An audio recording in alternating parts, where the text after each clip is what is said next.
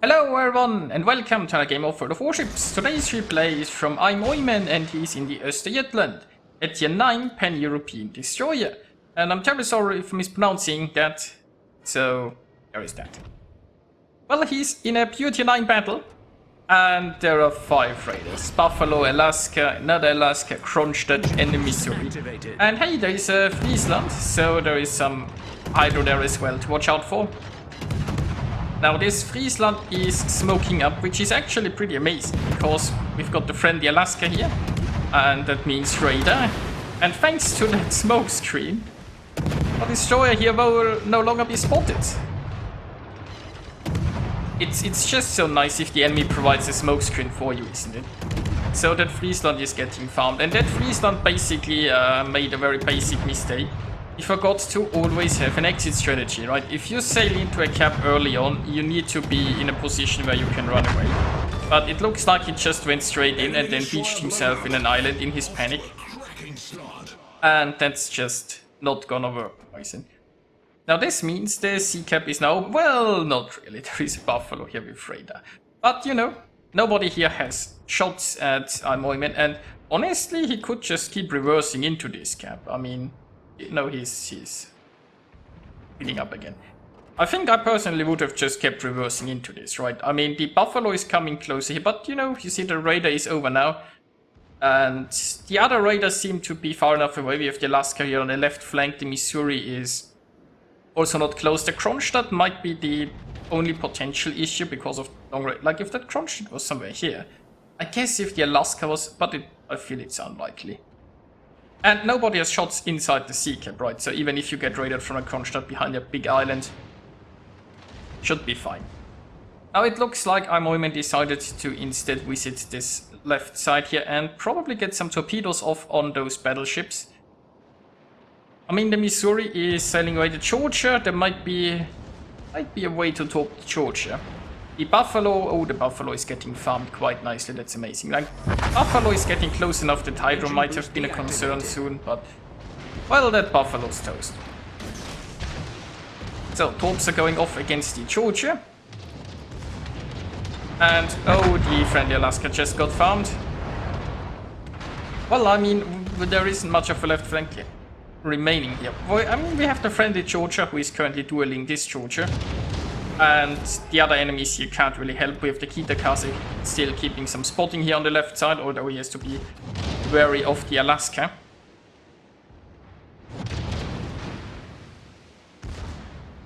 I mean, if those torps hit the Georgia, it would be really helpful for the friendly Georgia, I guess. Because, well, the friendly one is currently on lower hit points. And, well, we have some vision over towards the D side. Now the enemy has managed to take the cap there. Oh, there are 2 torpedoes, that's nice. Also, the friendly Georgia needs to be careful that he isn't pushing too far, because he definitely doesn't want to fight those other 3 enemies. And, well, that Kronstadt is close enough to raid a D, it looks like. But once again, if IamOiman just pushes closer to this big island, and his side of the camp, he should soon be out of firing arcs of those enemies. But obviously his torps are almost reloaded, so he wants to get some torps off before that. And I think personally I would sail towards this part of the island. I mean, obviously if he's here he can still provide some spotting. It's just that there's a lot of firepower there. Like if that Kronstadt presses radar and all of those guys shoot him, he'll be in a world of hurt. Well, I guess he likes to live dangerously. Also, he's, well, actually, he's getting more and more into this cover. And he's found a position where he can just shoot the Iowa. And I mean, it's either the Kronstadt's radar is on cooldown or the Kronstadt isn't paying any attention. So that's good news.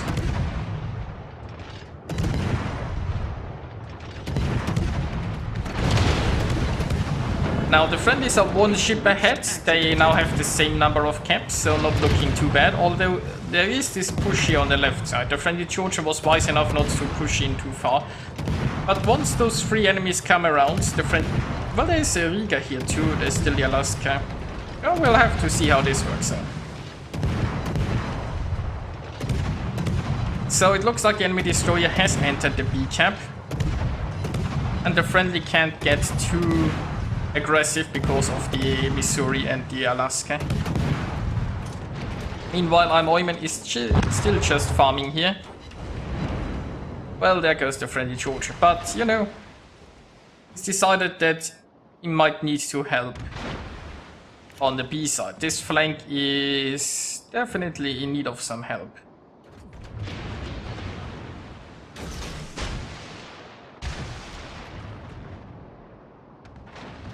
Now, not sure how much this Riga is covering, but I would have expected this cap has never really been raided while the destroyer was inside. And looks like some enemy ships still had a fire going. I'm just wondering, this Riga never raided the B cap. He wasn't that far away. Like, the last spotted position of the Fletcher is somewhere here in the back. And that Fletcher was the one flipping this cap. So the Fletcher could sit in this cap and entirely flip it without ever getting raided by the Riga. Am I underestimating like the 12-kilometer range? I don't think so. I mean, if you look at this Alaska is 10 kilometers away, right? When we look at where the Riga was sitting, he should have been able to do something with 12-kilometer radar. But anyway, there was a torpedo there, I think, on the Fletcher inside the smoke screen, so that's nice. And once again, there is an enemy smoke screen that just provides enough cover for IamOiman to shoot undetected, which is lovely. Obviously less lovely is that the Alaska is somewhat pushing there with radar. The Missouri is a bit on the retreat, so at least there is that. Now it's still equal on ships, but the friendlies do have a problem when it comes to points. And that's Alaska radar there. But, you know, Alaska was on the very edge, so he is again safe. Torps are on the way again. And the Alaska is outside of his firing range, which means if he fires here, the Alaska can't detect him and he can get some free cheeky shots inside the smoke screen. They didn't really do anything, but it was perfect. Oh, there is another torp. So did he just torp this one destroyer twice inside the smoke screen? Like with 2 salvos. Well, that's lovely. Now, Alaska's radar is on cooldown, but we have lost track of the Missouri, and there is the Missouri, and well, there is the Fletcher. So that Fletcher is pretty low by now, and shouldn't have any chance of escape.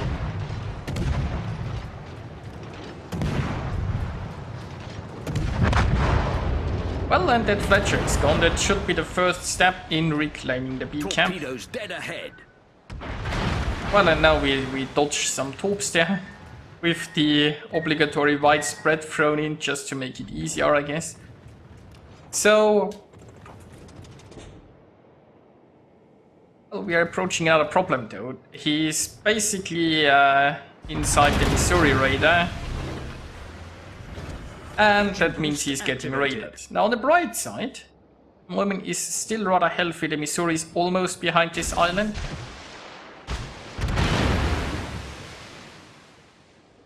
Honestly, I think I would have just turned north here and put that island between me and the Missouri. Also, he is now actually getting closer to the Alaska, which means once this Missouri radar is gone, the Alaska could just continue this radar train. And exactly, now the Missouri radar is gone, but you know, the Alaska's is still ready. Or should be ready, I think.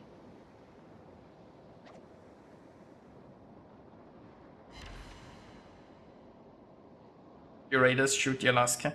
Well, that sounds like a decent plan, but it's still a rather healthy Alaska.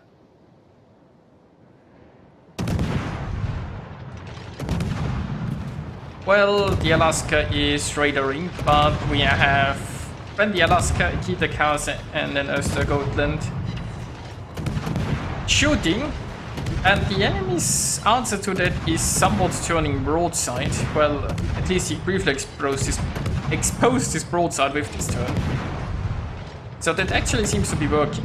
Also, the enemy Alaska is focusing the Kitakaze. That's bad news for the Kitakaze, but good news for IamOiman. So there is that.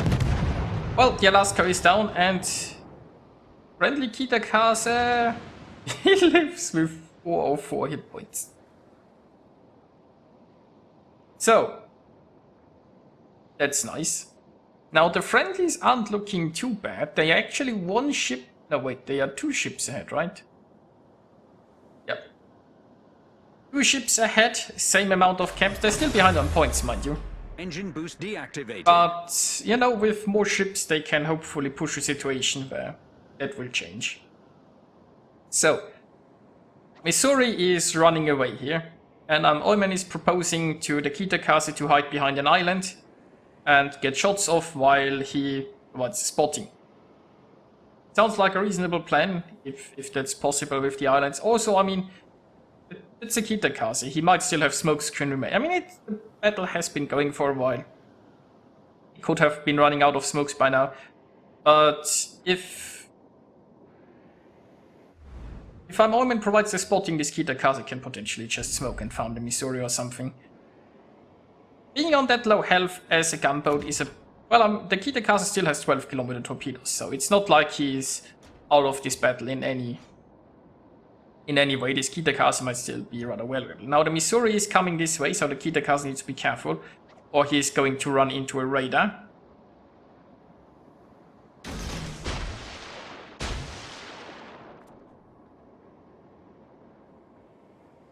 Well, Missouri's guns are looking this way currently, so at least there is that. Looks like the Missouri is currently not radaring or spotting the destroyer because he's expecting something from this side.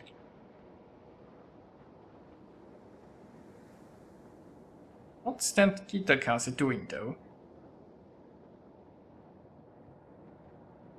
Wait, is he shooting? I mean, maybe he was raided and that's why he's shooting, or... But... I mean, this...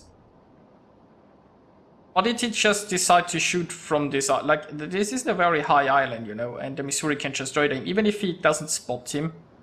Like, if you are firing at a battleship, you know, and you remain unspotted because you're behind an island, if he has raided, then you're not going to remain unspotted if Missouri is close enough, you know. Like, there are 2 ways to use an island. One is as actual cover to just block shells where it doesn't matter if you get spotted, and you might have just the shell arcs to shoot over it, or just as cover from vision. And, well, doesn't work so well against radar, does it? Now, meanwhile, IamOiman has decided that he's gonna farm this Missouri by himself, and that's, we will see how that turns out. I mean, at 10 kilometers... Missouri, you'd expect him to get a few hits in, and that's quite a bit of Missouri left there. Honestly, my money is on the Missouri in a gunfight like this. Especially if the Missouri is switching to high explosive, and it looks like he did. And, well, he missed. So, well, RNG is in our destroyer's favor, but he's already back into concealment. And now the troops are... Well, okay, it looks like he is not relying on his troops. He decided to fight this out with guns. There is nobody here who can help, though. My money is still on the Missouri in this gunfight, but we will see. He doesn't even have like a speed boost left or anything, but you know, I mean, he could potentially decide to drop into concealment if he gets too low. He still has a reasonable amount of health left, he still has heals left. It's unlikely that the Missouri would take him out with 1 salvo. If he gets like hit by a big salvo, he could probably drop into concealment before the Missouri fires off the next. So I guess it's a sensible risk to take. Unfortunately, those hopes missed, but you know, there will be more at some point.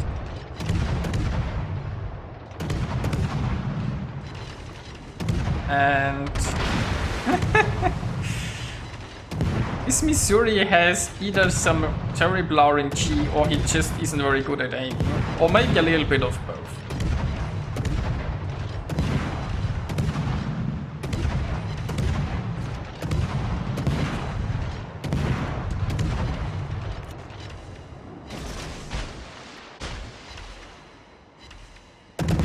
Well, there are more troops on the way.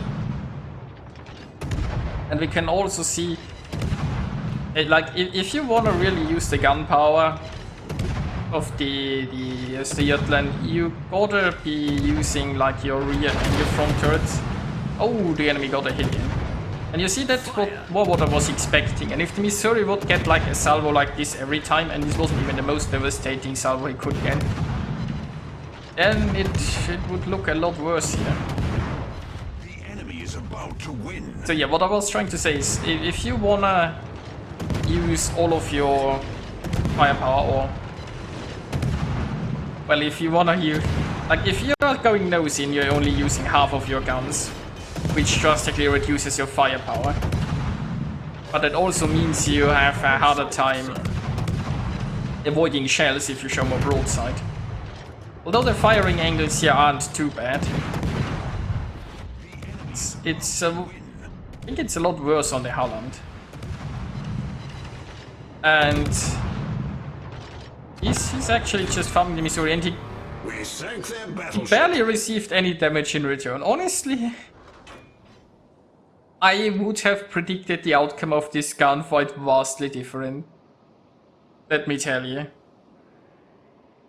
So, the sad thing is, despite the friendlies having 2 more ships, the enemy team is actually ahead on points. They are ahead about 100 points. And it's not too much time left. The enemy team might just win this by surviving, which would be a shame.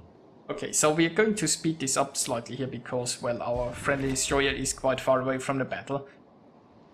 So, oh, the Georgia goes down, but the Kitty cast is very low too.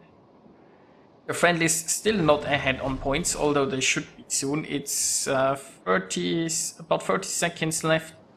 And, well, it looks like this top salvo failed. So, looks like this is a friendly win. And that brings us to the results. IamOiman earned himself 2,986 base experience. Nicely done. He really had to work hard in this one. He achieved the Confederate and the First Blood, scoring 192,000 points of damage and sinking 3 enemy ships. So yeah, I hope you enjoyed watching this, and I'll see you guys next time.